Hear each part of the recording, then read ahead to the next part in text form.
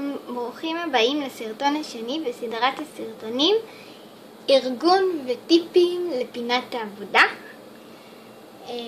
אז בסרטון הקודם הראיתי לכם בעצם איך אני עושה פנקס של צבעים, והסרטון קיבל אהדה מאוד מאוד גדולה ותגובות ושיתופים, ואני מאוד מודה לכם גם כלפי האהדה כלפיי וגם כלפי האהבה לסרטון. אז אני מאוד מאוד מאוד מודה לכם. ובסרטון של היום אנחנו נלמד לעשות סדר בעצם בחומרי יצירה שלנו. אני ממיינת אותם בקופסאות. אתם תוכלו לראות 3 סוגים של סידור בקופסאות. סידור בקופסאות בעצם עם נפח בפנים, סידור בתוך ארגונית מגירות וסידור של חותמות בעטיפות של דיסקים.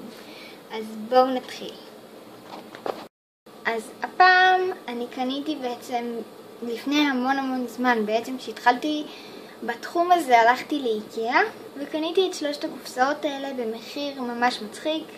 אפשר לקנות אותם בחנות של חד פעמי גם, אפשר לקנות אותם בחנויות של כלי בית, הם לא עולים כאלה יקר ואפשר לקנות כמה שאתם רוצים.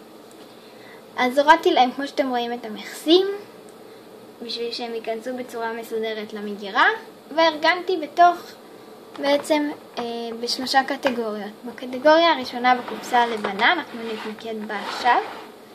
בעצם שמתי את כל הדבקים, יש לי דבק של עמוס ויש לי גליטר שהוא נצנצים בכל מיני צבעים, ויש לי דבק דו צדדי שאני אתן לכם טיפ קטן. אם נגמר לכם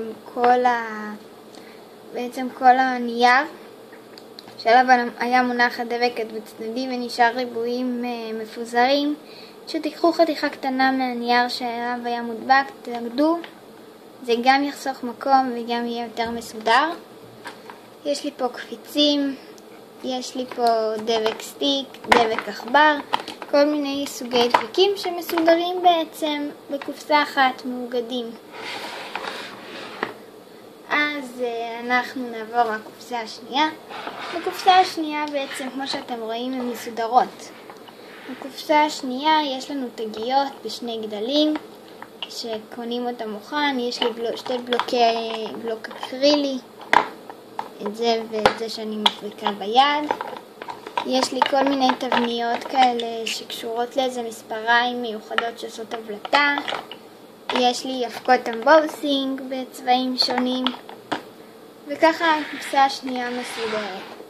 בקופסה השלישית בעצם יש לי כל מיני קישוטונים, יש לי פרחים בכל מיני סוגים, יש לי כאלה, יש לי נקודות חן, יונים, באמת הכל פה מסודר לפי נושאים. זה בעצם נותן לי הרבה מחשבה, כיוון. אם אני רוצה לשים פרח מסוים, אני יודעת שהוא נמצא בקופסה הוורודה. אם אני רוצה לקחת דבק מסוים, אז אני יודעת שהוא נמצא בקופסה הלבנה. ואם אני רוצה למשל אבקת אמבוסינג בצבע לבן, אני יודעת שהיא נמצאת בקופסה צהובה. לכל אחד יש צבע וקופסה משלו. ככה זה הדרך הכי פשוטה להגיע למוצר שאנחנו רוצים להשתמש בו. השיטת סידור הבאה שלי היא בעצם ארגונית של מגירות. יש בה 4 קומות שאני מכניסה בכל קומה משהו שונה. אז בואו אני אראה לכם מה יש בכל קומה. תראו עכשיו כמה מקום אחסון יש לי בתוך השיטת מגירות. בקומה הראשונה אני מאחסנת כל מיני פייטים לכרטיסי שייקר, כל מיני תגיות של בגדים, שגם זה אחלה דרך למחזר, תגיות של כל מיני חנויות, אני מעצבת אותם. יש גם סרטון בערוץ שלי ממש פה למטה איך אני מעצבת תגית של איזשהו דבר או מגנט. יש לי גם מקום לשים את הסכינים של הסכין היפנית. זה מה יש לי במגירה הראשונה. במגירה השנייה יש לי מקום אחסון לכל הכלים שלי. יש לי עט שחור שאני עושה איתו נקודות ופסים, יש לי מספריים, סכין יפנית, מברשת של גליטר נצנצי, משתה, עטי מים של זיג, כלים של מכשיר הקריקט שלי. בעצם אני יכולה לאחסן פה את כל הכלים שלי. בקומה השלישית יש לי כל מיני קישוטונים. עכשיו אני רוצה לתת לכם ממש טיפ מאוד מאוד כדאי.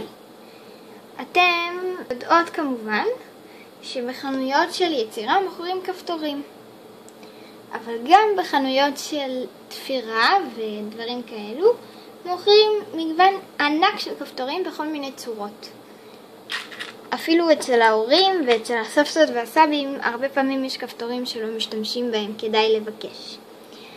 אז פה יש לי מגוון כפתורים שאו שקיבלתי מאנשים שכבר לא היו צריכים אותם או שקניתי. עכשיו, טריק קטן שלא הרבה יודעים, יש הרבה כפתורים שבאים מאחורה עם כזה וו, ואז אומרים אוי אבל אי אפשר להשתמש בו.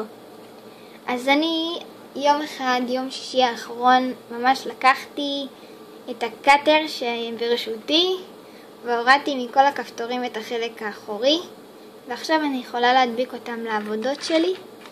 אז זה בעצם הקומה השלישית. יש פה כל מיני קישוטונים חמודים, כפתורים.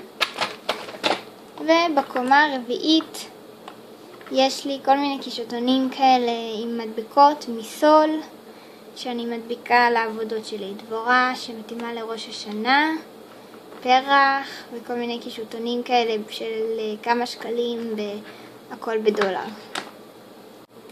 את החותמות שלי אני מאחסנת בדרך מאוד מקורית. בואו נראה אם תזהו מה זה.